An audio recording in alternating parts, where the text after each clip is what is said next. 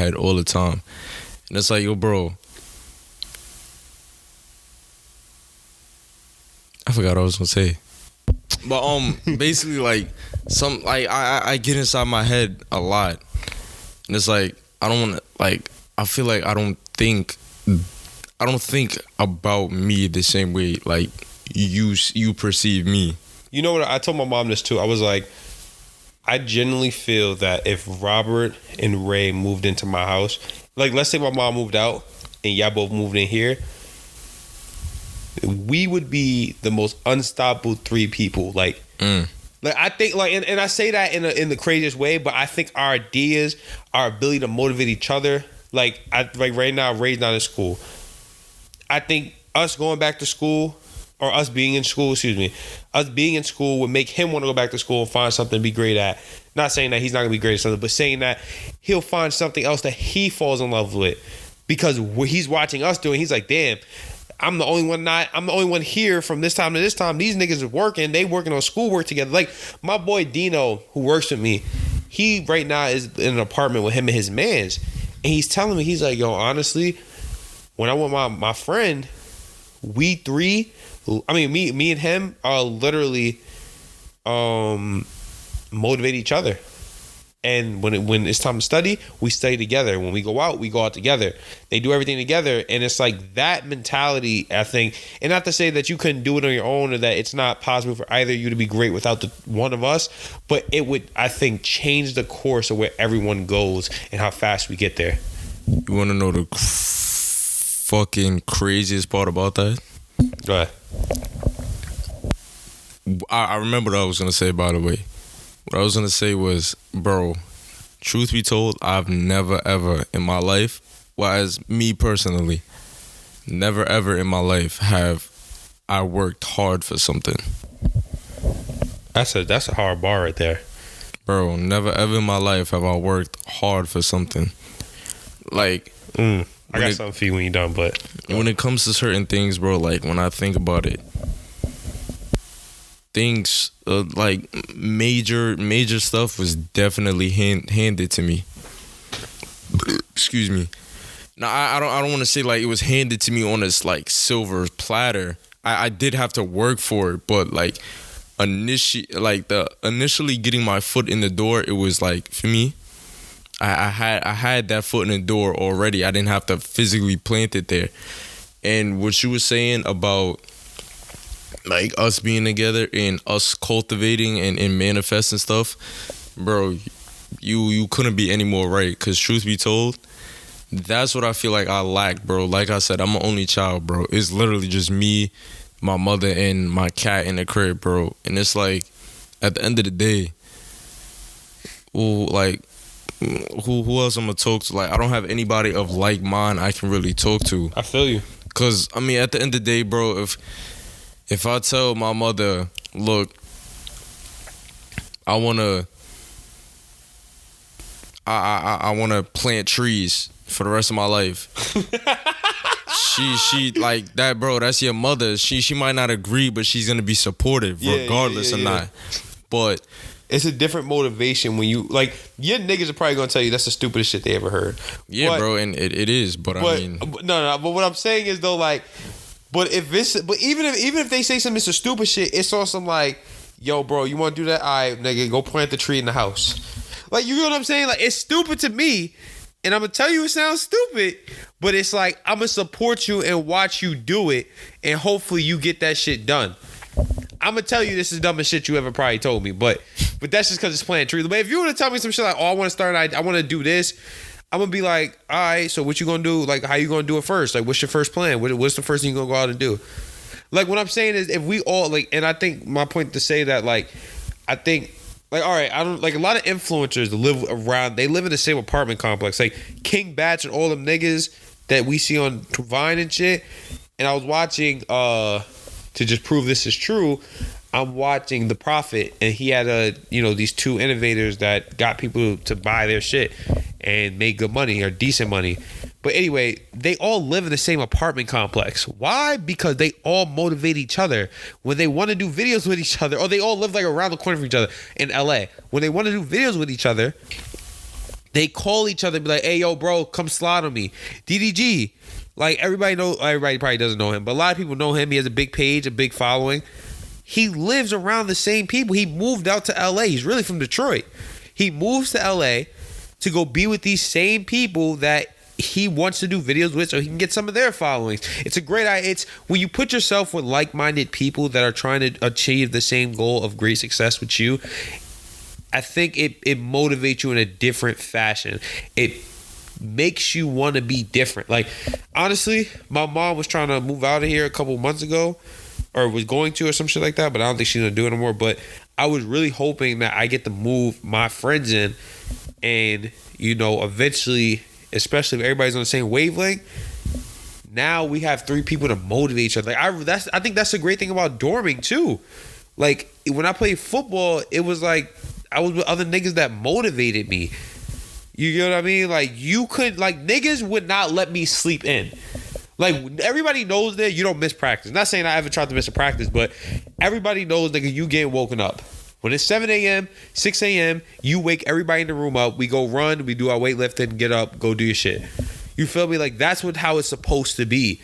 If you with your boys and you creating something, all 3 of y'all should be living together while you starting to build it, and it goes, okay, now you're motivating me to do more videos because you came up with an idea that I like. Now we're building off each other. Ray came with an idea that we like. Now we're building off of what he's done. It's just you're pushing each other to be great, and you can't find the key by yourself. I didn't find this podcasting shit by myself. The shit came to me by talking shit with my friends on Xbox that I fuck with, my cousins' boys, that I had the first idea to do the podcast with them. And even though the plan, now it sounds crazy, but the plan I had to do it with them, I wanted it to work. It never did. It just made me want to do it with someone that I could fuck with. And I'm happy I found you and Ray to help me fuck with it. Ray now wants to do some YouTube shit with pranks and shit. I want to help Ray do that shit. I want to do the So New York shit. Coming soon, by the way. I want to do the So New York shit. Y'all helping me with that. We all linked on Monday to come with something, and we didn't get to finish it, but we came up with something. The podcast shit, y'all helped me with that. Like, now, you had the 2K idea earlier that, we can finish. I want to help you with that and try to build on that, but that's the idea. Imagine doing that, not for an hour or a few hours, once or twice a week, but every time, every single day, every night. Eventually, you're going to create something that becomes great with each other. But yeah, it's a dope thing. I don't know how we got here, but yo, bro, it's a dope thing. You talking some real heavy inspirational shit. Like, bro, more niggas need to move in with their man, so you can help create something great, or you can motivate each other. Like, bro, niggas in the same understand. age really should be living with each other. And I know it's kind of like a difficult thing to do. That's why, obviously, we're not doing it. Otherwise, if it was that easy, if niggas handing out free apartment keys, we'd probably have one. But the point that I'm making here is there is something great about the early 20s, mid-20s, and going into your later 20s that you start living with the people that are on the same type of time you are on. Bro, this is probably the greatest inspiration I've had in a while as far as trying to cultivate, like, the next step. Like, bro, I'm gonna be honest with you, bro. I've been stuck for a minute. Like, I've been stuck. As far as, like, as much as I try and progress myself, it's like, I don't think that's, like, what I need, bro. I need to progress with others, because it's always been by myself. Like, truth be told, bro, I've always been by myself, to myself, with myself. And I see people say all the time, you're only as strong as your team, or stuff of that nature. You only get as far as, like, feel me, the people you hang around. Jay-Z said something along those lines. Jay-Z had Biggs, Dame Dash, TT, Emory Jones, who all helped him build to the point that he's at right now. TT was his cousin. Emory Jones is one of his best friends who he used to sell drugs with.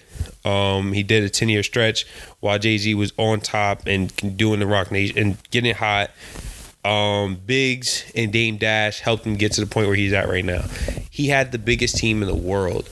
And even though him and Dame Dash aren't cool, there's no Rock Nation, there's no Rockefeller, there's no Jay-Z without Dame Dash.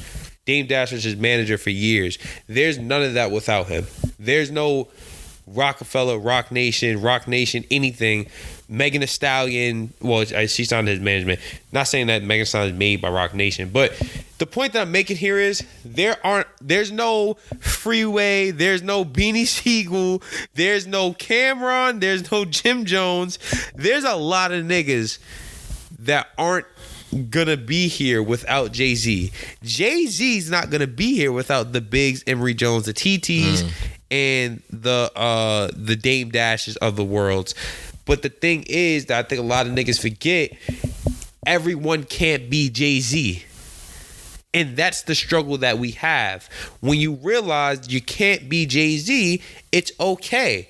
Like I always said this, I'm not a rapper. I can't rap. You can rap. If you put the time in and you were like, yeah, I want to be a rapper, I'm going hard at this, and I listened to your rhymes and I felt there was some shit that you was willing to work on and we could work together, and you really put the time in and that was something you love to do and you wanted to be a part of it, I would get behind you. Not to be a rapper, possibly to be a manager, to possibly help you fix and tweak things that I see that I may want to add to whatever it is that you're building.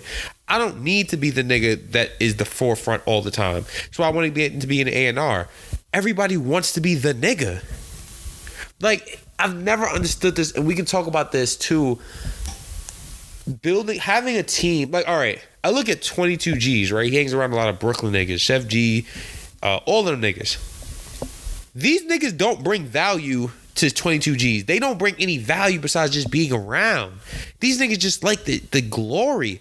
My thing is, if I'm 22 G's and if I'm smart, and I'm not saying these niggas is dumb, but I think they are a little bit, but if I'm smart and my man's is smart, I'm gonna tell these record labels that want to sign me, hey yo, my man needs to be an intern under you. Make my man's an intern under you. So he can learn how to be an A&R. Now he can take over what the fuck I need to get done, and I can fire you. And now my man's is in a position that we can build on this shit together. I'm gonna tell another company, a management company that wants to fuck with me, hey yo, put my man's an assistant. He got to be an assistant manager to you. He has to be your intern. If he's not your intern, I'm not signing. Put that in my contract. If my man's is not an intern for your company and you want me to sign to your management label or group or record label or group, my man's has to be in the building working for you. But these niggas just hang around. They don't actually want to work. They want to try to figure out how to be the nigga. It's like, I don't need to be the nigga. Like, a lot of niggas don't have that mentality. I don't need to be the fucking nigga. I don't need to be my face plastered on everything. Sometimes I could be in the background. I'm cool collecting a check in the background, waiting my turn. That's why I told you earlier, even with the podcast shit, like, I'm cool not getting 110,000 views. I'm cool seeing the views at 0. Because I'm going to wait my turn. I know what we doing is special. I know when we have all three of us, it's a special moment. It's a special time. And I know when we build this to the point where we are great, it'll be special. I don't need to be the face of anything. Like, if we building this, right, even though this is my idea and the idea came from me and I invited y'all, if niggas liked you more and we're taking a group picture to plaster the podcast, if I see more girls are fucking with you and that's the reason why we're getting the listens, I'll have the podcast picture set up where you're in the front and I'm on the side of you. And I'm fine with that because I don't need to be my face in the middle. My face is on the side. I'm cool. I still collect the check just like you do. Like, niggas don't think, bro. Nah, bro. Like, I mean, you know how I am personally. There's no one man about a group. No, but the point that I'm trying to make is that you got to look at numbers sometimes, and numbers prove if the numbers are people in the comments are saying they love your mindset more than, and they want you to speak more because they love what you say, they love the way you attack shit, and people are fucking with you more. This now has to be, Robert has to be the head. And I need to figure out how to make Robert more outgoing in the podcast because people like listening to Robert. It's not that people like me less.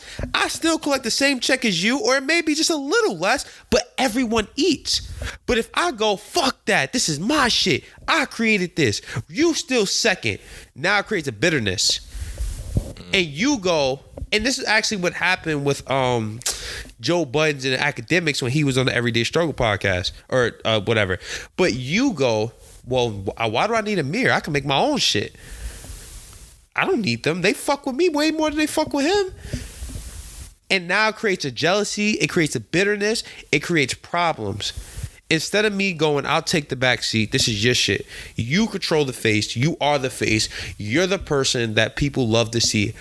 Please enjoy your spotlight. I'll still take my check. It may be a little bit smaller, but I'm happy. Or it may be a little bit bigger because I created it. But at the end of the day, I'm happy. There's still a check in my name. And you eat, I eat, Ray eats, we all happy. I don't need to be the forefront of anything. I can get behind somebody, and niggas don't really understand that mentality. It's how you create the chapters in your book.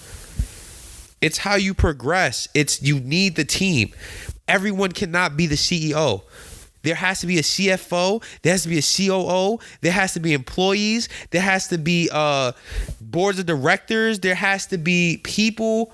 Well, CEO's under the board of director. But the point I'm making is there has to be people that aren't at the top. Everyone can't be Mark Zuckerberg. Someone has to write the code. Someone has to run the company. Someone has to be the financial manager. Someone has to be the employee. Someone has to be underneath the head coder. Like, you need those motherfuckers to win.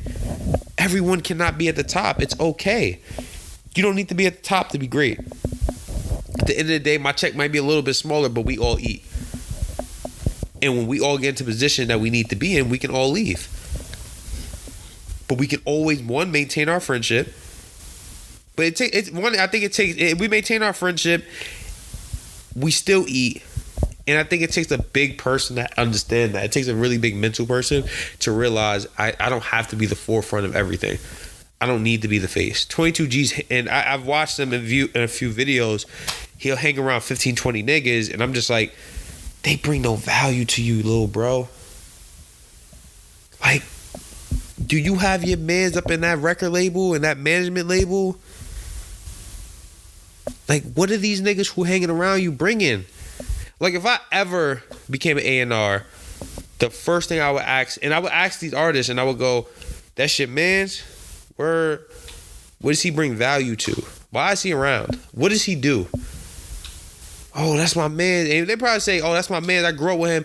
That's my, I'm like, word. So is he going to work? Because I can get him a position at my company, and, he could be under somebody. It'll be free work, but at least he'll learn. And as soon as this man goes, I don't want to learn, I don't want to do that, this my man's, I'm like, so he has no value. He's just hanging around you to hang around you and collecting a check off you to collect a check off you. I don't understand that. Like, I can get famous tomorrow, and I'm not handing out no checks to nobody. Cousins, friends, none of y'all niggas getting a check. But what I will do is put you in an opportunity to win. If you want a job, if we ever got famous with this, and let's just say our YouTube blew up, I'll put everybody in a position. I'll get one of my mans, hey, yo, you do video editing? Come over here. I got you. I'll put you in a position to win, because you're going to help me create the rest of the chapters in my book. You'll help make sure I get that big check I need. But you don't just get a check because you want a check. You don't get clothes because you've been around for a long time. That's not value. I feel like I went totally off topic, but it's somewhere. The lesson's somewhere in that motherfucker. Like, bro, keep going, bro. Hopefully, niggas, like, there's a fine line between, like, people think I don't owe people anything. Just because you got famous and you got some numbers, you don't owe people shit.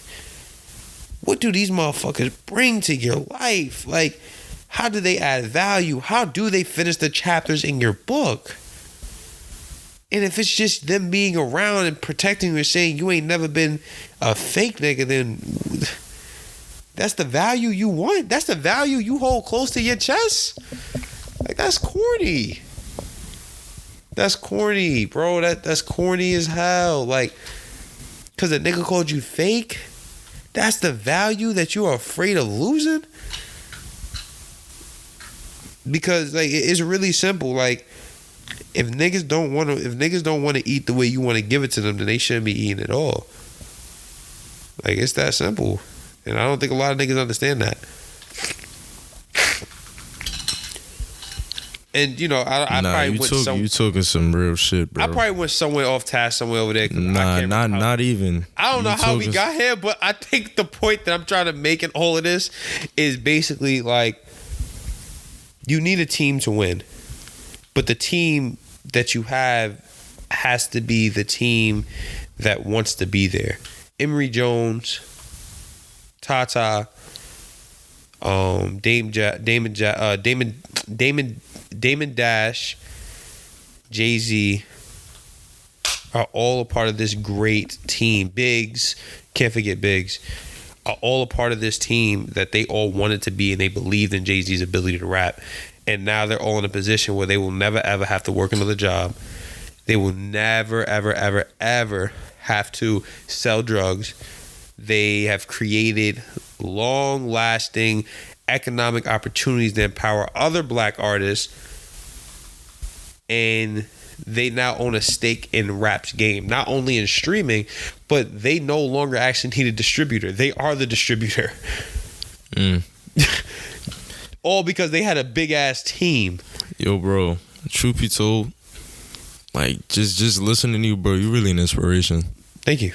Like you really an inspiration, bro. Like it's these talks that I need, bro, because like I said, I'm like literally always by myself, bro. Yeah. Like when I like when you pick me up, bro, I'm coming from my room, alone in my room. When you drop me off, I'm going right back to being alone in my room.